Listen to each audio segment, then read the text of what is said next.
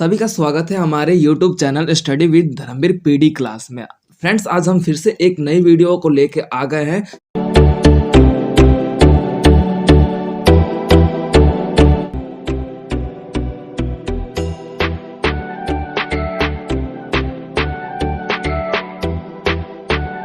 में हम chapter number 2 पढ़ेंगे, जो कि आपका ये इग्नू का फर्स्ट ईयर का पोल साइंस का कोड है बीपीएससी 131।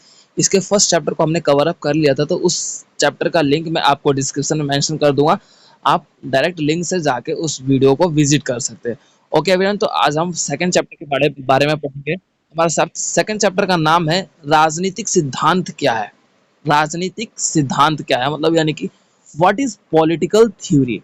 ठीक है, तो देखो, हम बेसिकली हम चैप्टर को स्टार्ट करने से पहले ना, हम चैप्टर के बारे में पढ़ना जरूरी है कि चैप्टर है क्या, चैप्टर का मतलब क्या है। देखो, राजनीति जैसे आपको भी पता है कि राजनीति एक व्यवस्था का स्वरूप है, जिसमें हम देखते हैं कि यहाँ पे राजनेता के द्वारा मतलब शासन व्यवस्था का निर्माण किया जाता है। ठीक है, और उसके द्वारा ही शासन चलाने का कार्य किया जाता है, तो वो हमारा बेसिकली राजनीति कहलाती है। ठीक है, अब सिद्धांत का मतलब होता है कि जो राजनीति लंबे समय तक चली आ रही है, उसका जो तौर तरीका चला आ रहा है लंबे समय तक, उस व्यवस्था के अनुसार हमारी उस परिस्थितियों में जिस तरीके से हमारी राजनीति का स्वरूप है, वो हमारे आसपास के वातावरण में हमारे राजनीति व्यवस्था के रूप में, हमारे प्रशासन के तौर तरीके के रूप में हम उसको भली भांति आसानी से देख सकते हैं। ठीक है, तो वो हमारा राजनीति सिद्धांत कहलाता है। ठीक है, अब राजनीति सिद्धांत की व्यवस्था के रूप में और देखें तो राजनीतिक सिद्धांत में हम ये देखते हैं कि यहाँ पे जो अलग अलग राजनेता प्रशासन तरीके से अपने आप को चलाते हैं, अपने शासन व्यवस्था को चलाने का काम करते हैं, जो व्यवहारिक रूप से तर्क संगत होता है। ठीक है, व्यवहारिक रूप से क्या होता है, तर्क संगत होता है। भाई, इस वो राजनेता अपने तरीके से शासन लाकर चालू करता है, अपने तरीके से शासन व्यवस्था का निर्माण करता है, तो सबका क्या है, अपना अपना तौर तरीका है। उदाहरण के तौर पे मान लिया जाए, जवाहरलाल नेहरू ने भाई गुट निरपेक्षता की नीति अपनाई थी। ठीक है, तो उनके द्वारा जो गुट निरपेक्षता अपनाया गया, तो भाई इंदिरा गांधी ने अपने शासनकाल में उनकी नीति को खारिज कर दिया। तो भाई राजनीति सिद्धांत वही है कि अपने अपने तौर तरीके से जो राजनेता अपने कानून व्यवस्था का भी या फिर अपने तरीके से कार्य करने का जो प्रक्रिया है उसके द्वारा भी करते हैं, तो वो हमारा राजनीतिक सिद्धांत कहलाता है। क्लियर हो गया? ठीक है, तो हम राजनीतिक सिद्धांत में ये देखेंगे कि हम अब बात कर लेते हैं हम उद्देश्य का। तो इस चैप्टर का उद्देश्य क्या भाई, अन्य समाज राजनीति तौर तरीके का मतलब ज्ञान लेना, कि भाई राजनीति जो है उसका जो सही मतलब क्या है, उसका सही तरीके से हम अपने आप को परखना, यही हमारा सबसे बड़ा उसका उद्देश्य है। ठीक है, सिंपली लैंग्वेज में बोला जाए तो राजनीति देखो, हर एक पहलू का अपना अपना एक दायित्व है, अपनी अपनी एक व्यवस्था है, इसके अनुसार हम क्या है, अपने राजनीतिक तौर तरीकों को अपनाते हैं। अब जैसे मोदी जी है भाई, मोदी जी अपने अनुसार कानून बनाते हैं, अपने अनुसार कार्य को करवाते हैं। ठीक है, आपके योगी बोल सकते हो कि आम आदमी पार्टी अपने अनुसार, ममता बनर्जी अपने अनुसार। ठीक है, तो सबकी अपनी अपनी प्रशासनिक तौर तरीके हैं। क्लियर है? अब हम बात कर लेते हैं 2.1 परिचय। देखो, राजनीतिक सिद्धांत का परिचय की बात कर ली जाए तो हम लंबे समय तक अलग अलग दार्शनिक व्यवस्था, अलग अलग जो हमारे वैज्ञानिकी तौर तरीके हैं, उनका हम प्रयोग करके हम अपनी राजनीति में देख सकते हैं कि जो राजनीति है उसका जो राजनीतिक सिद्धांत है पूर्ण रूप से किस प्रकार का है, किस तरीके का है, किस तौर तरीके का है। जिस तरीके से एक विज्ञान है कि भाई एक नया इन्वेंशन करता है, उसी तरीके से राजनीति भी है, एक रचयिते व्यवस्था के रूप में देखा जाता है, यानी कि एक रचना के रूप में देखा जाता है। क्लियर है? तो अब हम बात कर लेते हैं, हमारा परिचय कंप्लीट हो गया। अब हम बात कर लेते हैं 2.2 राजनीतिक सिद्धांत और अन्य पारिस्थितिक संबंध। देखो, राजनीतिक सिद्धांत यानी कि पॉलिटिकल थ्योरी एंड पारिस्थितिक तंत्र का मतलब होता है कि इकोनॉमिकली बोल सकते हो कि जो हमारा इन्वायरमेंटिकली रिलेशन है, जो हमारा बैलेंस करने का है, तो उस रूप में हम जो पारिस्थितिक तंत्र, पारिस्थितिक संबंध है, वो कैसे राजनीतिक मतलब एक दूसरे से संबंधित है। अब देखो, आपने देखा होगा कि राजनेता क्या करते हैं, यानी कि पॉलिटिशियन क्या करते हैं कि भाई हम पर्यावरण को सुरक्षित रखेंगे, पोल्यूशन मुक्त भारत बनाएंगे। ये क्या है, एक बोल सकते हो कि पारिस्थितिक संबंध है ना। क्या है, यानी कि पर्यावरण से अपने आप को जोड़कर राजनीति करना, यही है ना। तो हम इसमें क्या देखेंगे कि अलग अलग राजनेताओं के, एक सेकेंड, देखो सिंपली लैंग्वेज में बोला जाए तो हम यही देखेंगे कि राजनीतिक सिद्धांत 2.2 है आपका। राजनीतिक सिद्धांत देखो, हम क्या होता है कि मनुष्य जो होता है उसकी एक विचारधारा होती है कि वो अपने अनुसार चलने लगता है, ठीक है, हम दूसरे के अनुसार नहीं चलते, ठीक है। तो राजनीतिक सिद्धांत भी क्या है कि राजनेताओं के द्वारा जिस तरीके से शासन लगाया जाता है या फिर शासन को लागू किया जाता है, वो लंबे समय तक अपनाने की प्रक्रिया को ही सिद्धांत में जोड़ दिया जाता है। अब जैसे कि बात कर लेते हैं, जवाहरलाल नेहरू के द्वारा गुट निरपेक्षता नीति को अपनाया गया था। भाई गुट निरपेक्षता की नीति क्या थी कि भाई ना हम सोवियत संघ के साथ रहेंगे, ना हम पूंजीवादी सॉरी आपके अमेरिका के साथ रहेंगे, ठीक है। हम क्या रहेंगे, किसके साथ, अपने अनुसार ही चलेंगे। तो उन्हें उसने क्या किया कि गुट निरपेक्षता की नीति अपनाया, ना यानी कि ना मैं इस गुट में रहूंगा ना मैं उस गुट में रहूंगा, मेरा खुद का अलग गुट होगा। तो ये क्या है, राजनीतिक सिद्धांत है। अब जैसे कि हमारे ऊपर अंग्रेज शासन कर रहे थे, भाई उनकी राजनीति क्या थी, उन्होंने देखा होगा फूट डालो और राज करो वाली नीति थी ना। अंग्रेजों की क्या नीति थी कि भाई फूट डाले और राज करते हैं। तो भाई उनका क्या था, दरार पैदा करना, यानी कि फूट डालो और राज करो वाली नीति का सिद्धांत उन्होंने अपनाया था, ठीक है। अब दूसरी बात और क्या अंग्रेजों की थी थिंकिंग कि भाई हम अंग्रेजी शिक्षा व्यवस्था भारत के ऊपर लागू कर दे, भारत की जो शिक्षा व्यवस्था खत्म कर दे। ये भी तो एक राजनीति हुई। राजनीति बस ये नहीं होता कि भाई चुनाव लड़ा और जीत गया और शासन चल रहा है। राजनीति एक छल कपट की व्यवस्था देखने को मिलती है, यानी कि दूसरे के प्रति हम छल करते हैं, वो भी राजनीति है। राजनीति का जो विषय या फिर इसका जो बोल सकते हो कि परिभाषा एक स्थान पर परिवर्तनशील है, यानी कि अलग अलग स्थान पे जिस तरीके से एक पानी होता है, पानी अगर बात कर ली जाए तो एक पतीले में रखा जाए तो पतीले का शेप ले लेता है। अगर उसी को एक ट्यूब में रखा जाए, यानी कि जो ट्यूब होता है जो केमिकल लैब में जो ट्यूब यूज किया जाता है, भाई उसमें हम लेके जाए तो एक ट्यूब में शेप ले लेता है, ठीक है। अगर हम एक थाली में ले तो थाली का शेप ले लेता है। तो क्या है, तो राजनीति भी एक ऐसा शब्द है जिसको स्थान के अनुसार इसकी जो स्थिति है, इसकी जो परिभाषा है परिवर्तित रहती है, यानी कि चेंजेस रहता है। अब क्लियर हुआ सरिता। अब उसके बाद हम बात कर लेते हैं, हमारा 2.3 है राजनीतिक सिद्धांत का विकास, यानी कि जो राजनीतिक सिद्धांत है उसका विकास कैसे हुआ, डेवलप कैसे हुआ, यानी कि पॉलिटिकल थ्योरी डेवलप, ठीक है, कैसे हुआ। देखो राजनीतिक सिद्धांत समाज में हमेशा से परिवर्तित रहा है, यानी कि जो हमारा समाज है, हम मान लो कि हम लोगों के लिए मतलब उद्योग लगाना, फैक्ट्रीज लगाना, ये एक राजनीति है कि भाई हम आएंगे, हमारी सरकार बनेगी ना तो हम बेरोजगारी खत्म कर देंगे, ठीक है। भाई एक राजनीति ही तो है ना ये भी।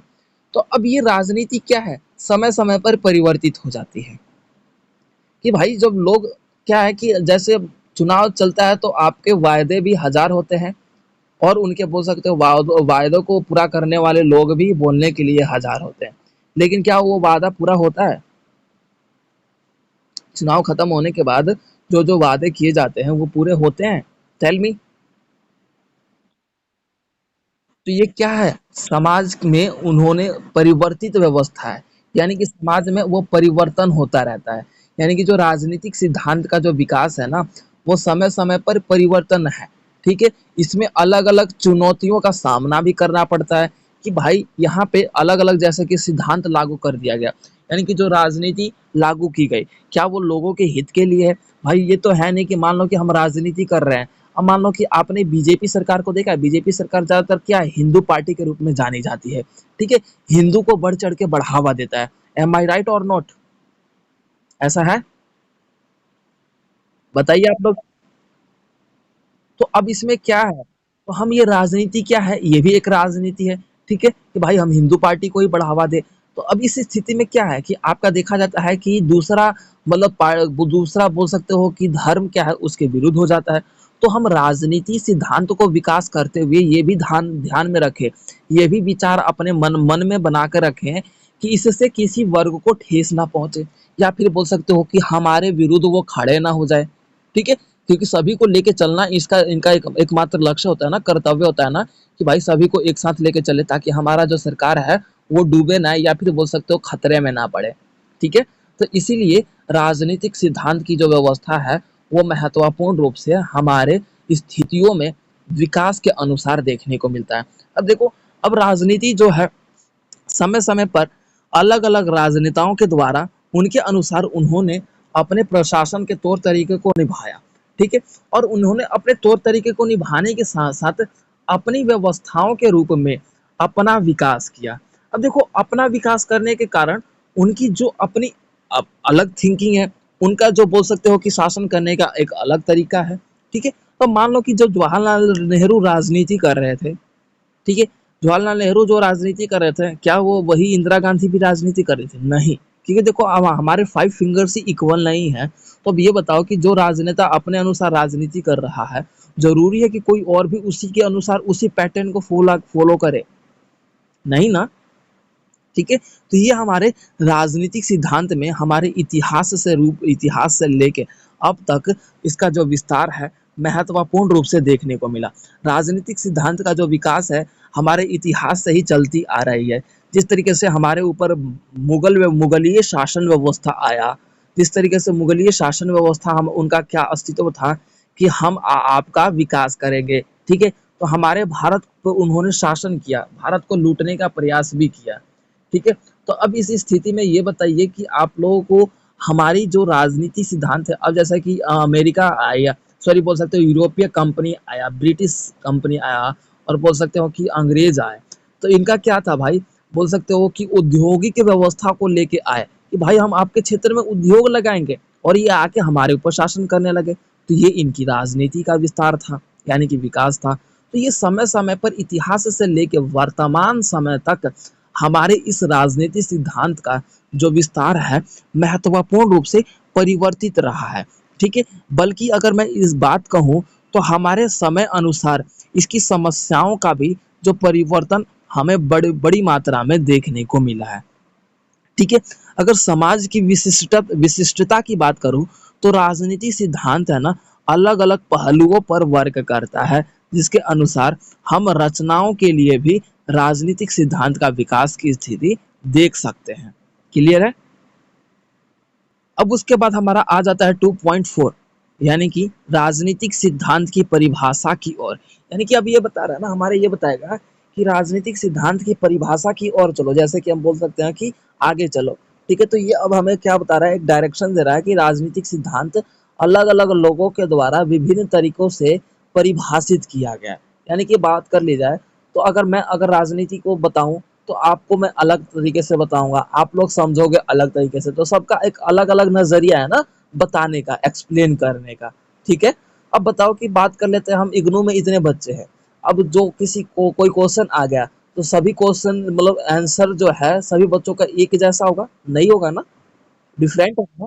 ठीक है, तो यही बात कहा जा रहा है कि राजनीति जो सिद्धांत है ना अलग अलग लोगों के द्वारा अलग अलग तरीके से एक्सप्लेन किया गया, समय समय पर इन लोगों के द्वारा इसमें परिवर्तन भी किया गया। अब मान लो कि आपका पहले फोन आया, फोन में क्या डेवलपमेंट नहीं किया गया, यानी कि परिवर्तन नहीं किया गया ना।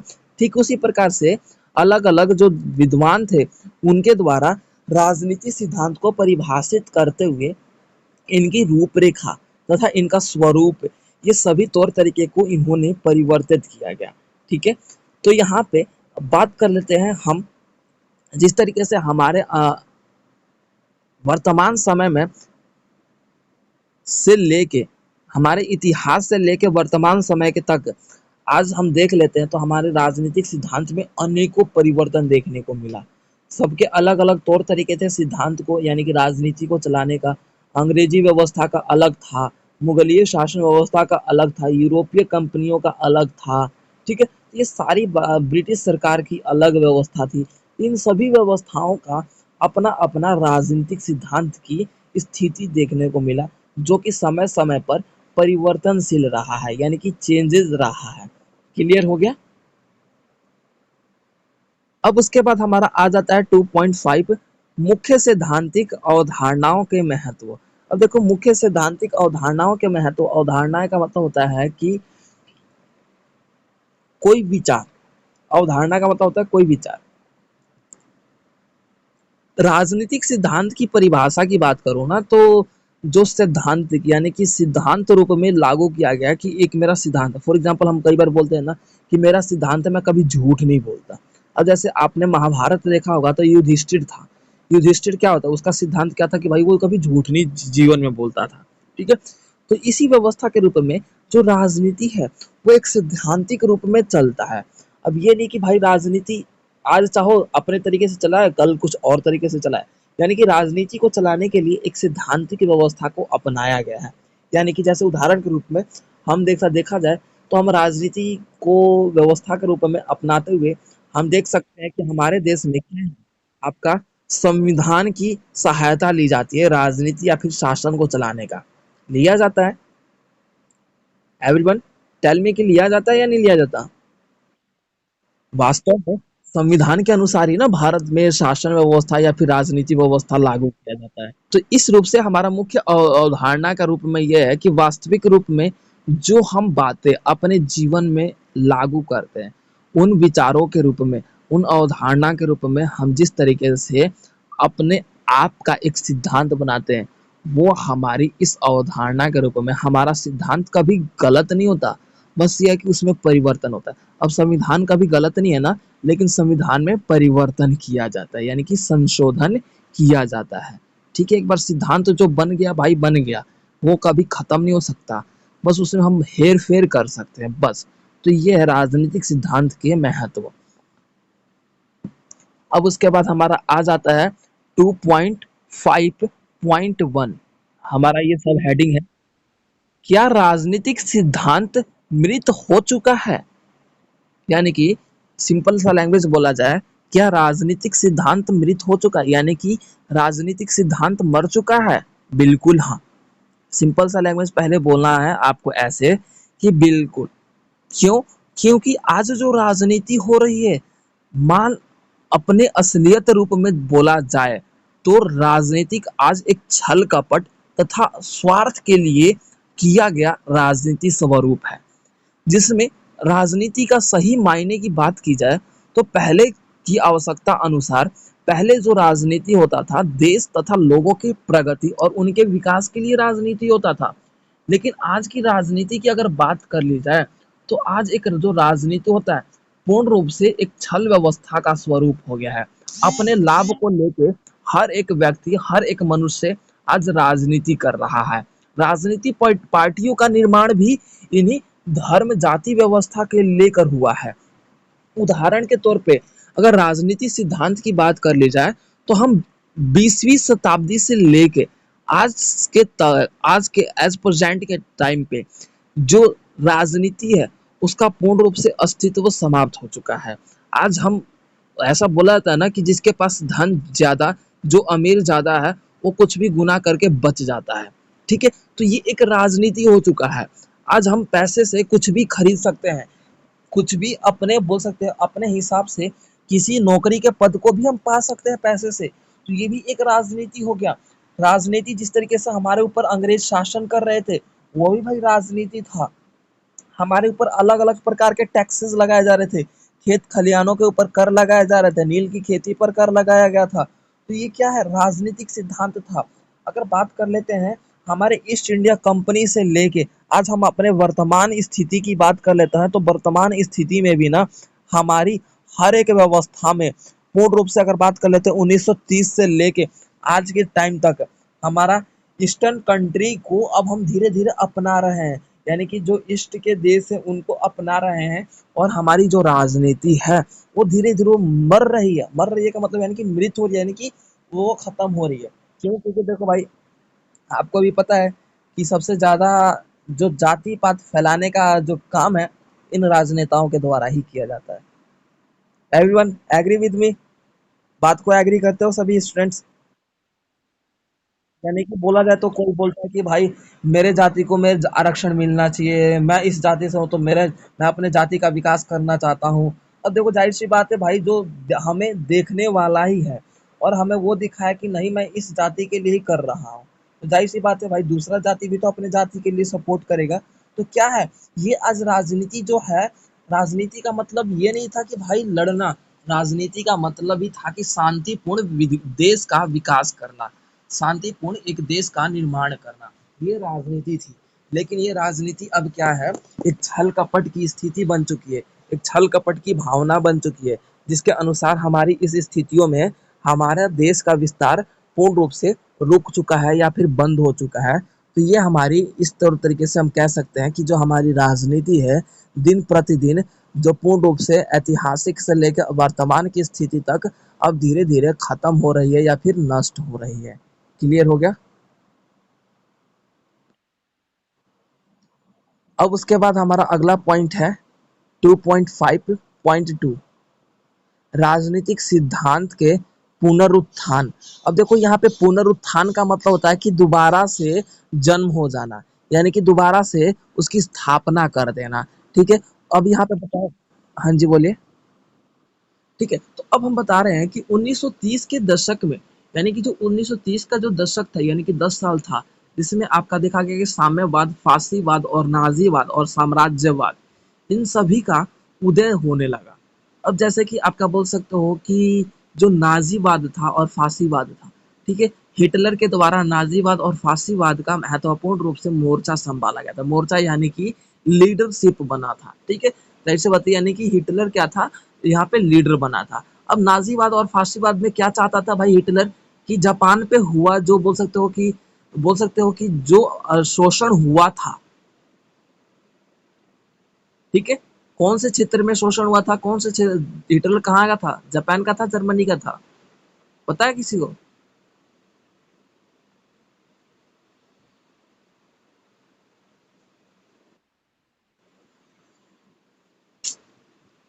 ठीक है, देखो क्या है कि हिटलर जो था आपका, बोल सकते हो हिरोशिमा और नागासाकी, सुना है?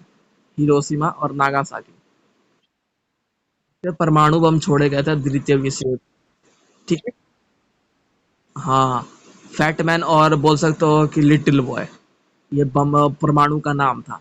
ठीक है, तो ये क्या है कि ये द्वितीय विश्व युद्ध की रचना यहाँ पे हिटलर ने फासीवाद और नाजीवाद के अस्तित्व के रूप में ही कर दिया। द्वितीय विश्व युद्ध की रचना जो थी 1935 के आसपास होने लगा था। अब हुआ कब था? 1949 के आसपास, सॉरी 1939 के आसपास आपका द्वितीय विश्व युद्ध की शुरुआत हुई थी। ठीक है, लेकिन अब ये बताओ कि 1935 से के आसपास ही हिटलर ने नाजीवाद और फासीवाद के अनुसार अपना जो है देश के लिए बोल सकते हैं कि लड़ाई के रूप में अपने आप को आगे बढ़ाने लगा। तो ये भी एक राजनीतिक सिद्धांत का पुनरुत्थान है।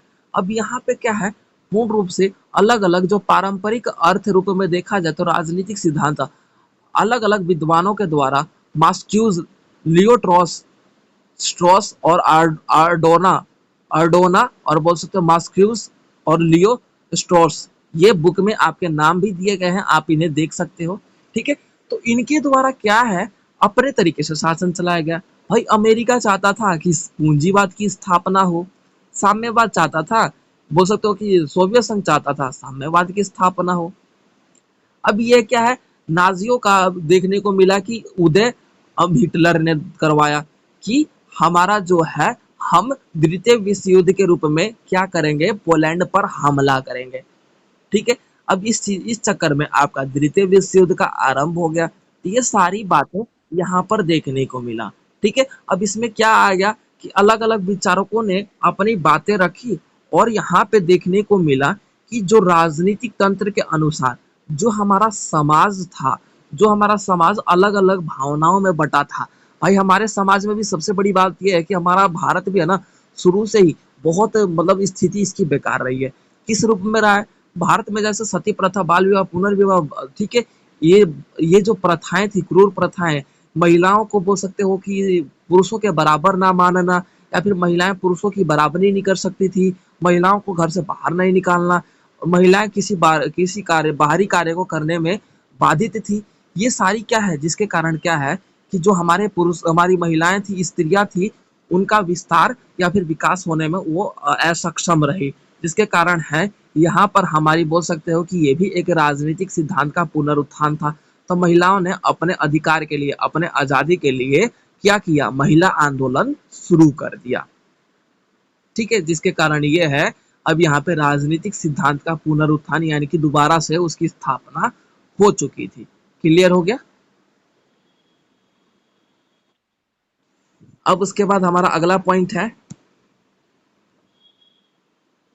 राजनीतिक सिद्धांत के दृष्टिकोण, हमारा 2.6 आ जाएगा।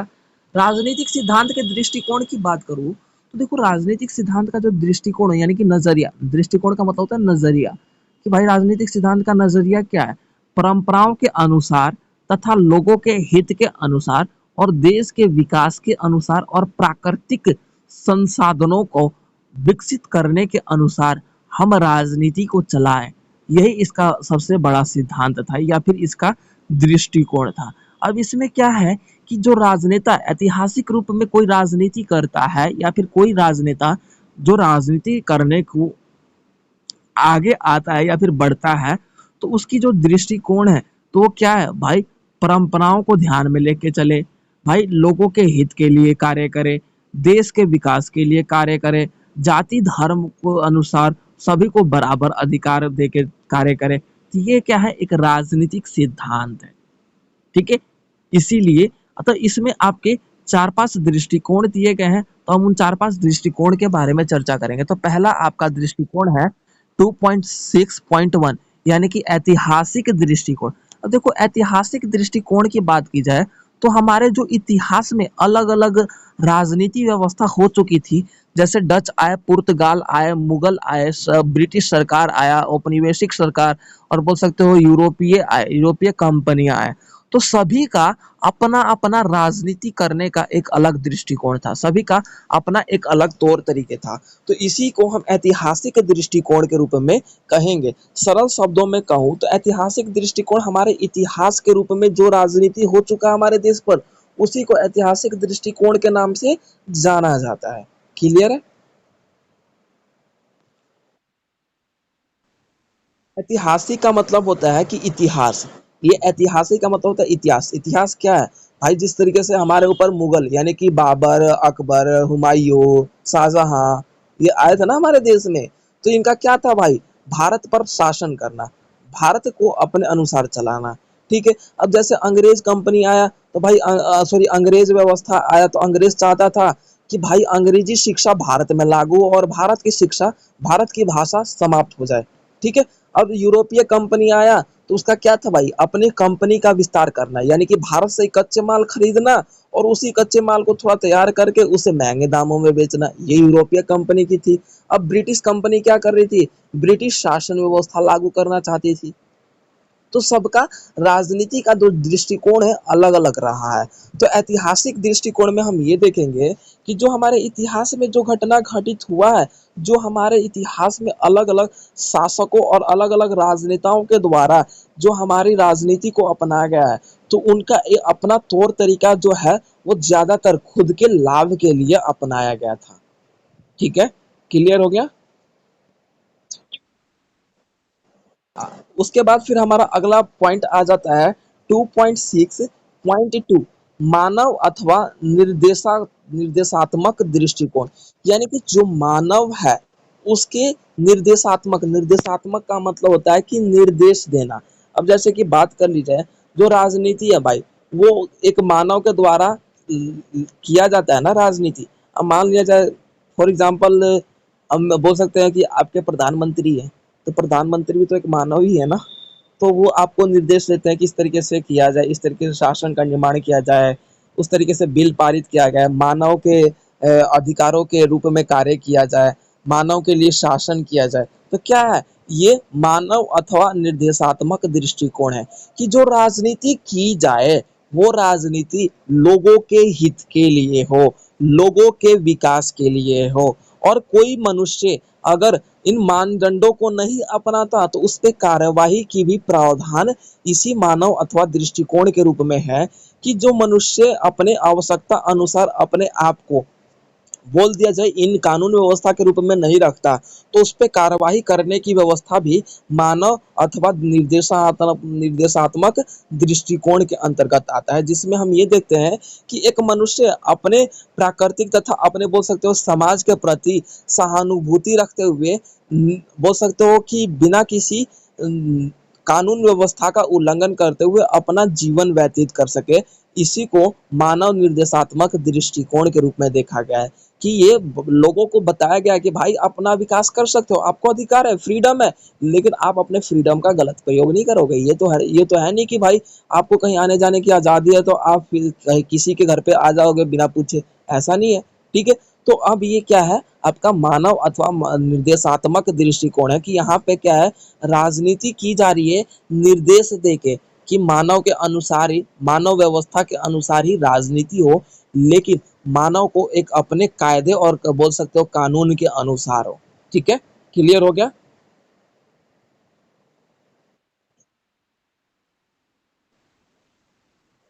देखो ये मानक है, लेकिन इसे मानव के रूप में प्रदर्शित किया गया है, यानी कि जो मानक का मतलब होता है कि मेजरमेंट। ठीक है, अब मेजरमेंट का मतलब ये हो गया सिंपली लैंग्वेज में कि जो निर्देश दिया गया है वो एक मेजरमेंट के अंदर यानी कि लिमिटेशन के अंदर हो।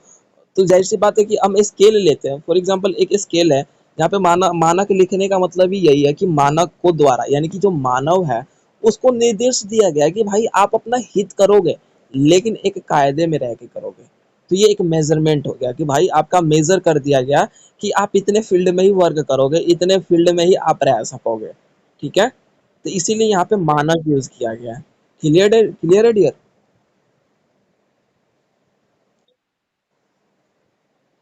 अब उसके बाद यहाँ पे आपका अगला पॉइंट आ जाता है, अगला दृष्टिकोण की बात कर ली जाए तो यहाँ पे आपका अगला दृष्टिकोण है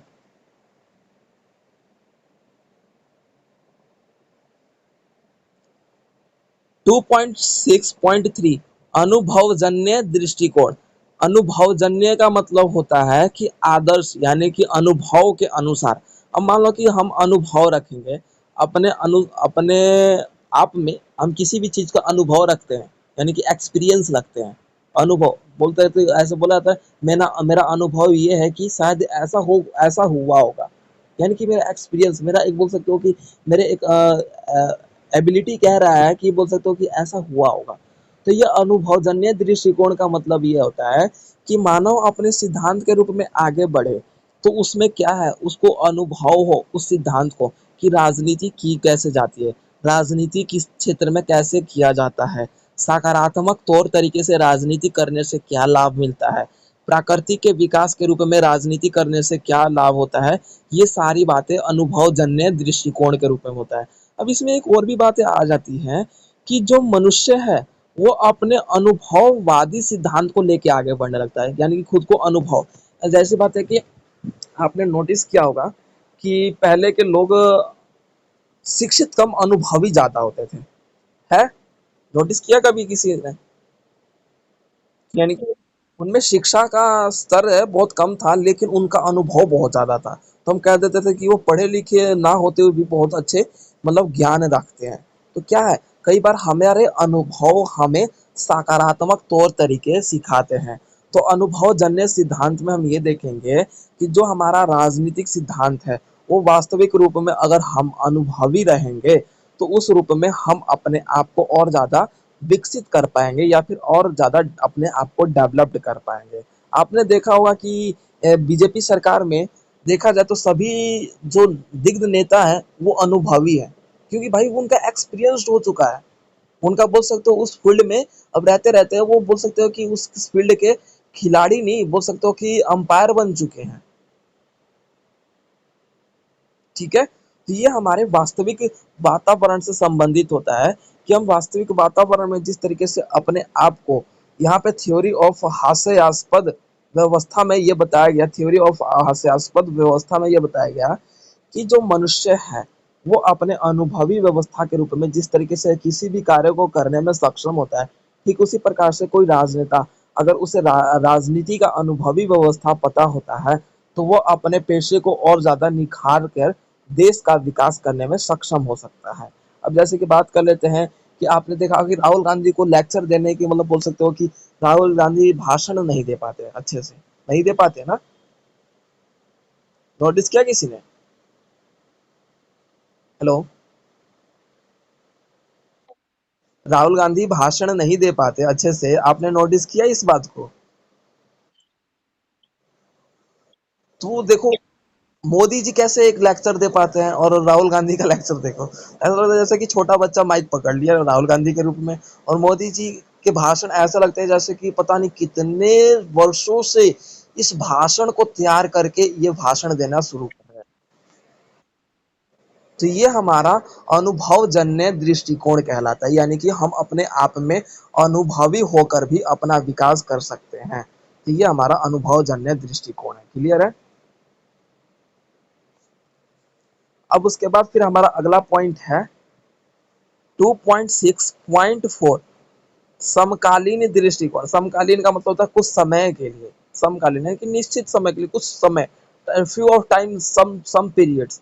ठीक है, तो हम इसमें देखेंगे कि 1980 से लेकर 1990 का जो टाइम पीरियड रहा ना, तो उस समय क्या है कि राजनीतिक दृष्टिकोण का स्थिति क्या था भाई? 1980 से लेकर 1990 के दौरान दो महाशक्तियों का उदय था।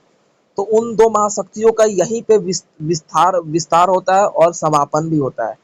तो एक महाशक्ति है 1900 बोल सकते हैं 89 में, यानी कि 1989 में ये खत्म हो जाता है, यानी कि मतलब इसका विघटन हो जाता है। विघटन का मतलब टूट के बिखर जाता है। और वो कौन सा था? सोवियत संघ था। सोवियत संघ का टूट के यहाँ पे बिखर जाना, ये समकालीन दृष्टिकोण था कि अब यहाँ पे राजनीति जो चली जा रही थी किसकी? अमेरिका की राजनीति चलती आ रही थी। अब यहीं से अमेरिका की राजनीति शुरू हो गया, यानी कि पूंजीवादी का विस्तार शुरू हो चुका था। ये समकालीन दृष्टिकोण था। क्लियर है? समकालीन यानी कि कुछ समय के बाद, यानी कि हर एक क्षेत्र में अब क्या है, अमेरिका का वर्चस्व लागू हो गया था। क्लियर हो गया? ये समकालीन दृष्टिकोण था। अब देखो यहाँ पे समकालीन दृष्टिकोण में भी आपके 4 पॉइंट्स दिए गए हैं। इन 4 पॉइंट्स को हम कवर कर लेते हैं। ठीक है, तो हमारा पहला पॉइंट आ जाता है सार्वभौमिकता के लिए विपक्ष। यानी कि सार्वभौमिकता के लिए विपक्ष, यानी कि सार्वभौम का मतलब होता है कि सबको, सार्वभौम, सार्वभौम मताधिकार का मतलब होता है कि सभी को मत देने का अधिकार। ठीक है, सार्वभौमिकता मतलब यानी कि सभी को अधिकार है, लेकिन उसका विपक्ष भी होना चाहिए भाई। अधिकार है तो अगर विपक्ष होगा, जाहिर सी बात है कि मान लो कि सिंपल सा लैंग्वेज में बोला जाए तो एक क्लास में अगर दो टॉपर स्टूडेंट है तो जाहिर सी बात है कंपटीशन होगा, तो दोनों अपना रिजल्ट बेस्ट देंगे। तो यही कि सार्वभौमिकता का मतलब है कि ये भाई सबको अधिकार है, लेकिन उसके अधिकार में विपक्षी भी होना आवश्यक है, ताकि जो है जो शासन है और जो राजनीति है दोनों बेहतर तरीके से काम करे। अब मान लो कि बीजेपी सरकार है, बीजेपी सरकार का कोई विपक्षी पार्टी नहीं होता, बीजेपी सरकार अपने मनमाने तरीके से काम कर सकती थी ना, लेकिन विपक्षी पार्टी है तो बीजेपी सरकार को सोचना पड़ेगा, नहीं यार मैं अगर गलत काम किया तो मेरा तख्ता पलट हो सकता है। तख्ता पलट यानी कि मेरी पार्टी का पलटन हो सकता है। समझ में आया? तो इसे बोला जाता है सार्वभौमिकता के लिए विपक्ष। ठीक है, अब उसके बाद फिर हमारा अगला पॉइंट है बड़े विवरणों की आलोचना। बड़े विवरणों की आलोचना की बात की जाए तो यानी कि बड़े विवरण, यहाँ पे उदारवादी मार्क्सवादी, उदारवादी का मतलब होता है उदारता की भावना रखना, दूसरे के प्रति प्रेम की भावना रखना, दूसरे के प्रति सहानुभूति रखना, ये उदारता की भावना था। और दूसरी तरफ था मार्क्सवादी विचारधारा। मार्क्सवादी कार्ल मार्क्स के द्वारा दिया गया विचारधारा था। ठीक है, ये कह रहे थे कि एक तरफ आपका ब्रिजुआ समाज है, ब्रिजुआ समाज जो मजदूरी करते, खेती करते, किसानी करते हैं, जो मतलब गरीब है। ठीक है, दूसरी तरफ ये समाज था जो विकसित समाज था। तो ये आपके बोल सकते हैं बड़े विवरणों की आलोचना के रूप में यहाँ पे वास्तविक रूप में अलग अलग तर्क संगत को प्रस्तुत किया गया, जिसके अंतर्गत राजनीति को इन तर्कत संगत के अनुसार रखा गया। ठीक है, उसके बाद फिर हमारा अगला पॉइंट आ जाता है उत्तर सकारात्मकवाद। यानी कि सकारात्मकवाद का मतलब होता है कि पॉजिटिव वाइज। ठीक है, अब देखो पॉजिटिव वाइज का मतलब ये है कि जब हम हर एक कार्य को एक सकारात्मक तौर तरीके से करेंगे तो हमारा पॉजिटिव रिजल्ट ही मिलेगा ना। यानी कि राजनीतिक सिद्धांत को हम अपनाएं तो भाई लोगों के विकास और देश के विकास के लिए अपनाएं, तो जाहिर सी बात है उसका रिजल्ट क्या आएगा? आपको पॉजिटिव ही आएगा। तो ये हमारा उत्तर सकारात्मकवाद की स्थिति है। ठीक है। अब उसके बाद फिर हमारा अगला पॉइंट है अनुभवजन्य और तुलनात्मक। अब देखो यहाँ पे एक वर्ड यूज कर दिया तुलनात्मक। अनुभवजन्य तो समझ में आ गया था कि अनुभवी होना। अब तुलनात्मक का मतलब होता है कि भाई हम तुलना करना। अब मान लो कि आपने देखा होगा कि आपके पेरेंट्स भी कई बार बोल देते हैं कि देख उसका बेटा इतना टॉप कर दिया, उसका नंबर इतना आ गया। वो तुलना कर रहे हैं, यानी कि कंपेयर कर रहे हैं। भाई क्यों कर रहे हैं? ताकि आप उससे देखो, आप उसे फील करो कि यार नहीं यार उसकी इतनी है, मैं भी मेरे क्यों नहीं है। आप इस तरीके से अपने बात को, अपनी थिंकिंग को रखो। तो यही आपका तुलनात्मक है। तो अनुभवजन्य और तुलनात्मक का मतलब यही है कि हम अपने देश के साथ साथ दूसरे देश की तुलना करें कि भाई उस देश में राजनीति कैसे चल रही है, वहाँ पे जो बहुसंख्यकवादी संस्कृति है वहाँ पे किस तरीके से चल रहा है। तो उसके अनुसार हम तुलना करके अपनी राजनीति को और ज्यादा, अपने सिद्धांत व्यवस्था को और ज्यादा बेहतर कर पाए। यही आपका अनुभवजन्य और तुलनात्मक व्यवस्था है। क्लियर हो गया? Hello, complete. अब उसके बाद फिर हमारा आ जाता है 2.7 सारांश। सारांश का मतलब होता है कंक्लूजन। कंक्लूजन जिसे बोलते हैं। आप लोगों ने 9th और 10th के जो एनसीईआरटी देखी होगी सीबीएसई का, तो उसमें एक ब्लू बॉक्स में चैप्टर के लास्ट में ब्लू बॉक्स हुआ करता था, जो चैप्टर का समरी होता था। पूरे चैप्टर में आपने मेन मेन बातें पढ़ी उसका होता था। तो देखो यही हमारा इस चैप्टर का सारांश भी यही होता है। हम इसमें देखें कि जो तुलनात्मक सिद्धांत मतलब राजनीतिक सिद्धांत है उसकी स्थिति और उसकी व्यवस्थाओं का स्वरूप देखा। ठीक है। और उसकी अवधारणाओं का विस्तार देखा। हमारे क्षेत्र में जो राजनीतिक है वो क्या मायने रखता है इसके बारे में हमने पढ़ा। तो ये था आपका सारांश जो कि अब कंप्लीट होता है। तो इसके साथ साथ ये आपका चैप्टर नंबर सेकंड पूर्ण रूप से कंप्लीट होता है। इसका फर्स्ट चैप्टर का लिंक मैं आपको डिस्क्रिप्शन में मेंशन कर दूंगा। आप चैनल्स पे जाके डायरेक्ट।